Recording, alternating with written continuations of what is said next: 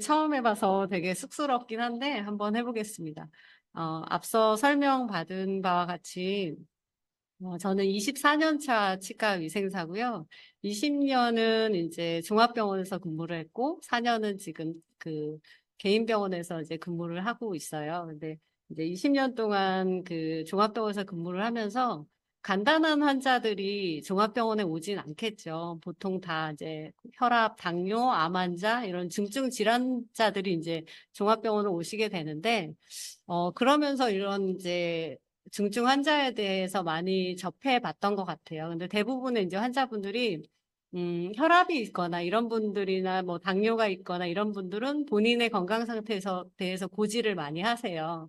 왜냐하면 이제 뭐 혈압약을 드시는 분들은 이를 뽑거나 임플란트 수술을 할 때, 이 마취 약 중에 에피네프린이라는 성분이 혈압을 더 올려요. 그러다 보니까 위험하기 때문에 저는 혈압약을 먹고 있습니다라고 이제 고지를 해주시고, 당뇨가 중증이신 분들은 이를 뽑거나 했을 때 아물지를 않아요. 그래서 그런 분들은 이제 그 본인이 드시고 있는 약에 대해서 많이 말씀을 하시는데, 많은 분들이 그 골다공증 환자분들은 본인이 먹는 약에 대해서 말씀을 하셔야 된다는 걸 잘 모르세요. 그래서 오늘 제가 이 주제를 정한 이유도 저희 제품 관련해서 그런 얘기를 드리고 싶어서 주제를 정하게 됐거든요.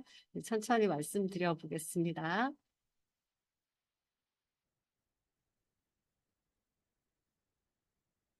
안 넘어가는데요. 네. 골다공증, 제 말씀드릴 목차를 보면요. 골다공증 정의나 원인, 그리고 치과 관련해서 골다공증 약에 대해서, 그다음에 골다공증 예방하려면 어떻게 해야 되는지, 이런 순서로 이제 말씀을 드릴 건데요. 모두들 잘 알고 계시겠지만, 골다공증은요, 저희 이제 갈비 먹고 나서 절단면을 보면 어느 정도 구멍이 숭숭숭숭 있잖아요. 이건 정상이에요. 그래야지 구멍이 있어야지만 우리 뼈가 부러지지 않거든요. 플렉시블해서. 근데 골다공증 환자는 이렇게 단면을 잘라봤을 때 마늘 다자를 써서 구멍이 많이 생긴 거예요. 그만큼 뼈의 밀도와 질이 감소됐다는 거거든요. 그래서 문제는 이렇게 됐을 때 뼈가 잘 부러져요. 연세가 드셔서 뼈가 부러져서 결국에는 대퇴골 골절 때문에 요양원에 입원하시게 되고 이렇게 가는 이제 순서들이 보통 골다공증을 앓고 계신 분들이 그렇게 많이 되시거든요. 음. 그래서 골다공증의 유형을 보면 원발성 골다공증이라는 거는 어 이제 폐경 후에 골다공증이 오는 거죠. 가장 흔한 유형이라고 보실 수 있어요. 호르몬 변화 때문에 골다공증이 이제 생기는 경우고 2차성 골다공증은 우리가 복용하는 갑상선 약이나 뭐 혈압약이나 스테로이드 같은 약을 장기 복용하다 보면 그게 원인이 때문에 2차적으로 이 골다공증이 오는 경우를 2차성 골다공증이라고 해요. 그다음에 특발성 골다공증은 명확한 원인이 없어요. 그래서 젊은 사람들도 생길 수 있어요. 근데 대부분은 유전 때문에 이게 생기게 되거든요. 이런 특발성 골다공증이 또 있고 요즘에는 인스턴트 식품들을 아이들이 너무 많이 먹다 보니까 영양이나 호르몬 불균형이 되면서 어린 아이들에게도 소화성 골다공증이 많이 생기기도 해요. 이런 골다공증 유형이 있고 그래서 골다공증의 주요 원인들을 한번 살펴보면 우리가 나이가 50세가 되면서 급속도로 골 밀도가 감소하게 돼요. 그리고 여자 같은 경우는 이제 폐경 후에 에스트로겐이 감소되고 또 남자는 안 생기냐? 그건 아니에요. 남자들도 골다공증이 생겨요. 테스토스테론이라는 호르몬 감소가 되면서 골다공증의 위험 인자가 높아지거든요. 또 하나는 이제 가족력 유전적인 요인인데 만약 부모 형제 중에 골다공증 환자가 있다? 그러면 이제 유전 요인이 높다고 볼 수 있겠죠. 그렇다면은 내가 50세가 넘었어, 폐경도 했어, 뭐 유전적으로도 누가 골다공증을 앓은 적이 있어. 그렇다면은 99.9% 골다공증의 위험이 있다라고 지금 현재는 없더라 하더라도 하고 이제 예방을 하셔야 된다는 얘기죠. 음. 그래서 주요 원인 외에도 여러 가지 위험 요인들이 있어요. 특히 이제 생활 습관 중에 커피나 뭐 아니면 흡연을 많이 하시는 분들, 저희 양자기 많이 측정하시잖아요.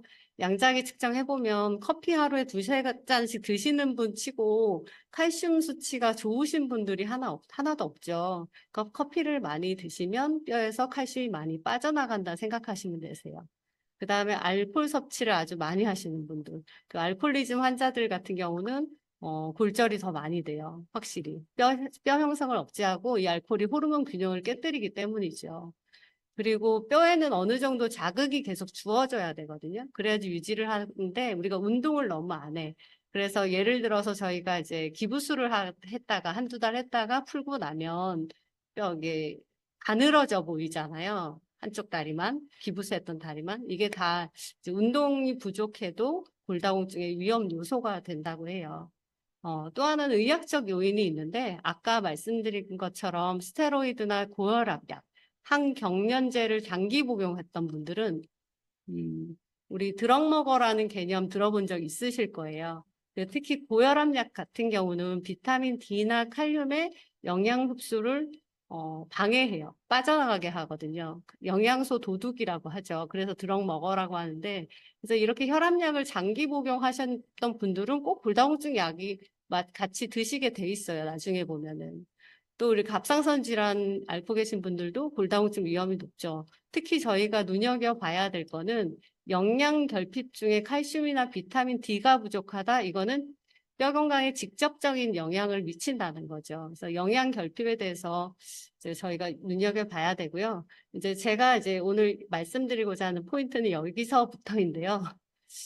골다공증과 이제 치과의 관계에 대해서 이제 말씀을 드리면 여기 이제 사진이 잘 보이시죠? 이게 골다공증 약 중에 비스포스포네이트 계열 약물이 있어요. 이게 대부분의 골다공증 환자들한테 처방하는 약이거든요. 이걸 장기 복용하시게 되면 이렇게 턱뼈가 썩어버리는 앞골 골수염 위험이 증가한다는 거죠. 요거는 뒤에 가서 다시 자세하게 한 번 더 말씀을 드릴게요.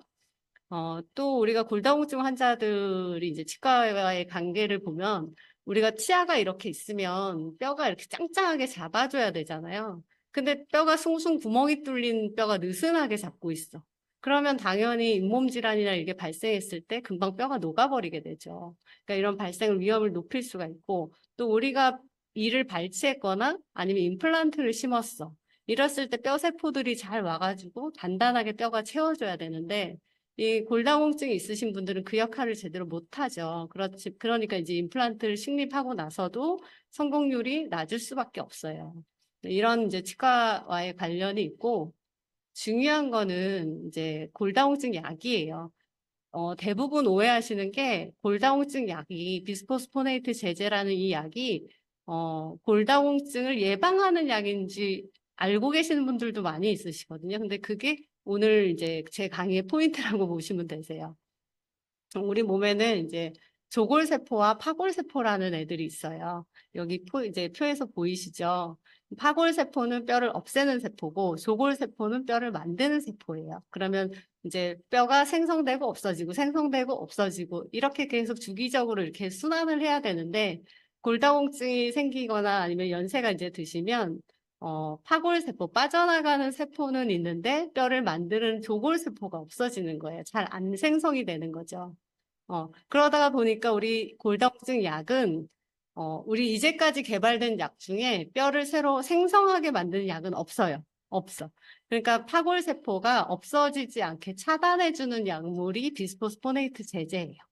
그러니까 결론적으로 말씀드리면 이 약은 뼈를 생성하는 약이 아니라 없어지는 뼈들을 막아주는 거예요. 근데 이게 뭐가 문제가 되냐면 없어져야 되는 뼈들이 오랜 시간 누적이 되면서 얘가 고인물이 되는 거잖아요, 결국엔. 그러다 보니까 염증에 취약한 애들이 되는 거예요. 오래된 세포들이기 때문에. 그래서 우리 몸속에는 골수염이 생길 수도 있지만 확률이 낮아요. 근데 치과적으로 문제가 되는 이유는 우리 치아가 턱뼈 밑에 바로 있죠. 아니, 턱뼈 위에. 그래서 치아를 타고 세균이 들어갔을 때 턱뼈의 골수염이나 턱뼈 괴사가 굉장히 쉽게 생길 수 있다라는 거예요. 이해되시나요? 그래서 저희 이제 환자분의 사진인데, 외치루라고 하는 턱뼈의 괴사가 돼서 이 고름이 가장 얇은 피부를 뚫고 나와서 이렇게 고름이 줄줄 나오고 계신 거예요. 이게 악골 골수염이 오신 거죠. 그 골다공증 약을 장기 복용하시면서 치아 관리를 안 해서 세균 감염이 돼서. 그래서 엑스레이를 찍었을 때 이렇게 부골, 썩은 뼈가 이렇게 둥둥 떠 있는 게 보여요. 그러면 치과에 오면 구강 안을 보면 이렇게 회색 뼈들이 보이거든요. 그럼 마취를 하고 이걸 다 싹 긁어내야 돼요. 염증도 긁어내고. 힘드시겠죠. 근데 이게 한번 긁어내면 되냐? 그렇지 않아요. 왜냐면 이 나쁜 세균들이 뼛속에 깊이 숨어 있다가 면역력이 약해지면 또 재발하고 또 재발하고 이렇게 하세요. 그래서 여름만 되면 여기 할머니 환자분들이 골수염 환자분들이 굉장히 많이 오세요. 종합병원에는. 이런 케이스들을 제가 임상에서 너무 많이 봐왔고 많이 안타깝죠.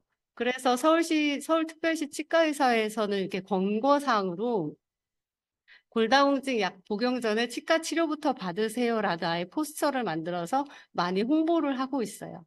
근데 이게 쉽지 않죠. 내가 골다공증 약을 언제부터 먹을지도 모르는데 뭐 치과 치료 언제 다 받고 골다공증 약을 먹어요. 그렇죠?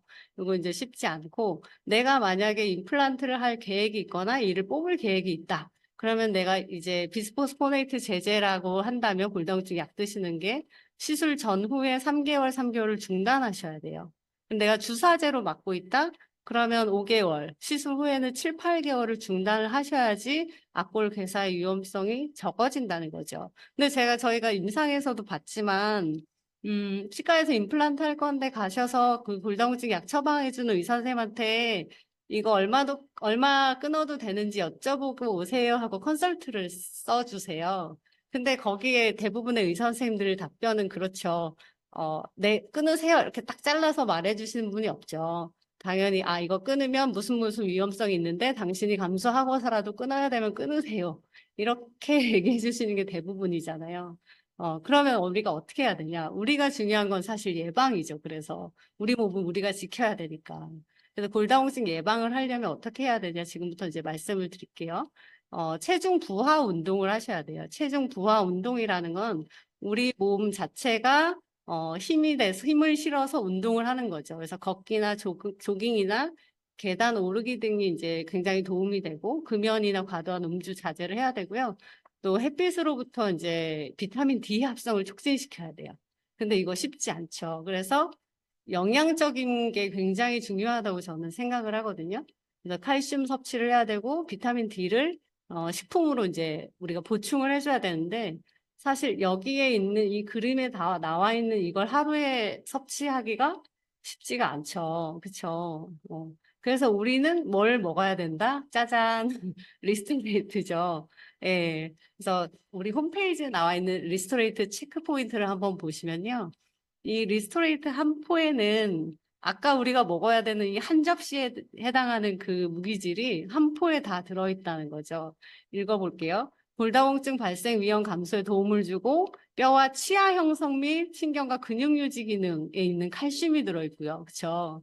그다음에 뼈 형성과 에너지 이용에 필요한 망간도 들어있고요. 뼈도 있죠. 그렇죠? 그럼 면역력, 세포 분열, 조골세포도 분열해야 되잖아요. 그렇죠? 그러면 아연도 있고요. 여러 가지 이제 무기질이 들어있어요. 근데 이것만 있냐? 비타민 D까지 들어있어요. 우리가 무기질이 흡수가 잘 되려면 비타민 D가 같이 있어줘야 되거든요. 이 한 포에. 그래서 보면 저희가 이게 골다공증에 뭐 마그네슘 이런 게 좋다 해서 다 하나하나 약으로 챙겨 먹으려 하면 이렇게 50만 원이나 들어요. 근데 흡수율은 고작 5에서 15%밖에 되지 않죠. 근데 저희는 너무너무 사랑하는 리스토레이트는 3만 원 조금 넘죠? 근데 흡수율은 98%나 돼요, 한 포에. 근데 이 흡수율이 정말 98%가 될까? 왜 흡수율이 이렇게 리스토레이트가 좋지? 하면서 제가 이제 찾아보기 시작했어요. 이 한 포로 해결 가능하다는 얘기는 너무 좋은데, 진짜 그럴까? 하고 제가 실험을 했어요. 일단 동영상을 먼저 보겠습니다. 동영상 안 나오는데?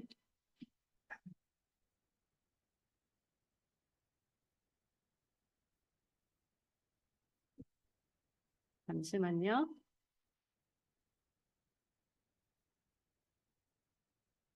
동영상이 나와요. 네네네. 제가 쿠팡에서 요거 전기 회로를 4,500원 주고 샀어요.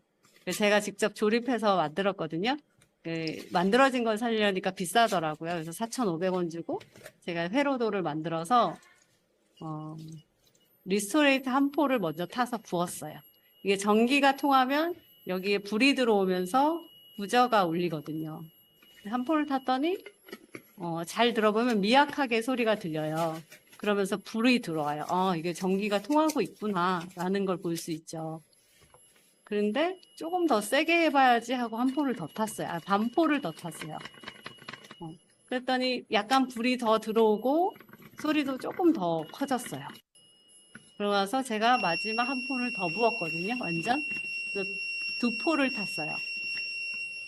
소리 들리시죠? 네.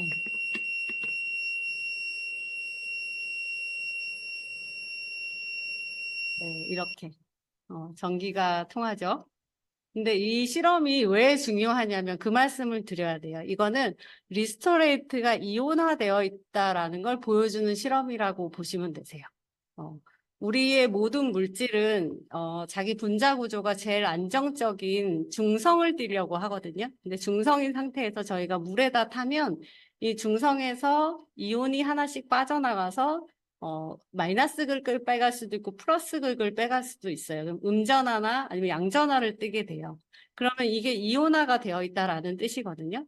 그래서 이게 불이 들어온다라는 것은 당연히 미네랄이 그만큼 많이 들어있다라는 의미도 있지만 이게 음전화와 양전화 플러스 마이너스가 전리화되어 있다는 거예요. 이온화되어 있다는 거예요. 그래서 전기가 통하는 거거든요. 우리 이온 음료, 스포츠 음료, 이온 음료 너무 갈증 심할 때 먹으면은 갈증이 물보다 빠르게 이제 해소가 되잖아요. 흡수가 좋기 때문에. 이 이온화되어 있다라는 거는 그만큼 중성일 때의 분자 구조보다 얘가 작아졌다는 거예요. 이온화되어 있다는 거예요. 그래서 분자 구조가 작아지고 이온화되면 얘가 세포막을 더 침투하기가 쉬워져요. 왜냐하면 작아졌으니까. 그리고 얘가 전리를 띈다, 전극을 띈다라는 거는 그만큼 전기적으로 흐른다는 얘기예요. 그러니까 이동도 빠른 거죠. 그래서 리스토레이트가 이렇게 흡수율이 좋은 거라고 보시면 돼요. 그래서 요즘은 그 인터넷에 칼슘 이온화라고 쳐보시면 쫙 떠요, 제품들이. 왜냐면 이 칼슘 자체가 워낙에 흡수율이 좋은 영양제가 아니거든요. 영양소가 아니거든요. 근데 그래서 영양소의 흡수율을 좋게 하기 위해서 요즘에 액체로 된 칼슘 이온화를 이온화 칼슘을 많이 판매해요. 근데 그거는 칼슘만 들어있는데도 한 달치가 막 4, 5만 원 하거든요.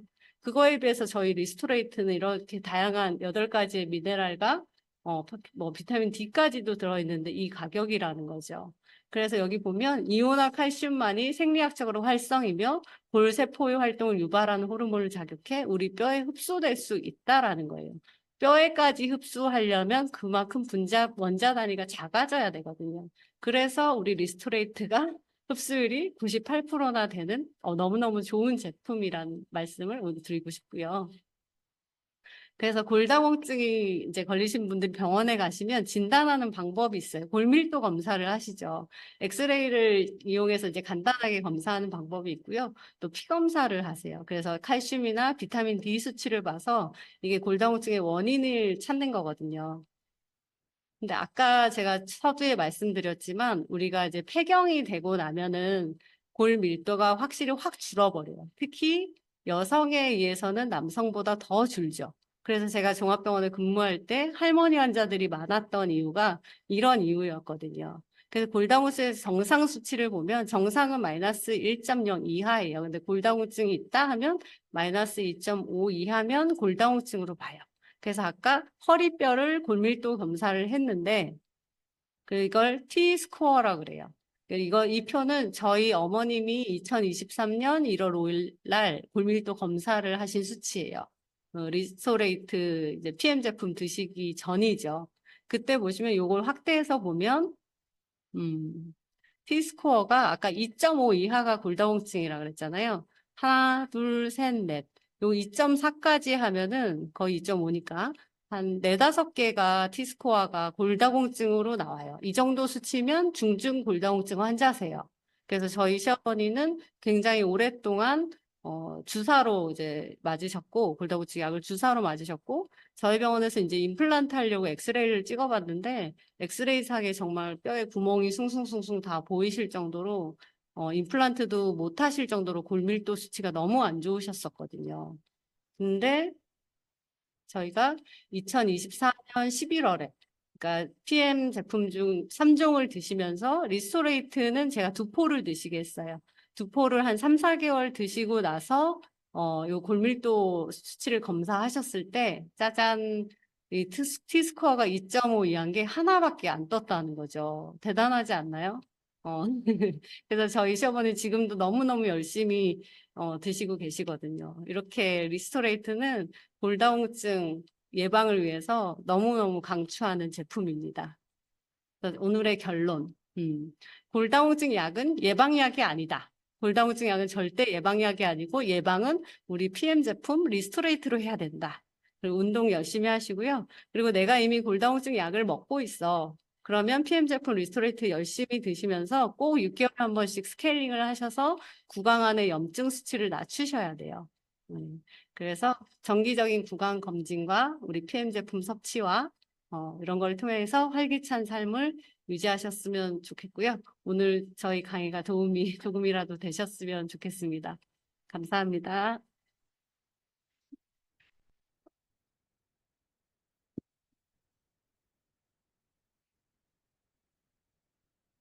아, 오늘 강의가 너무 좋았죠? 이거를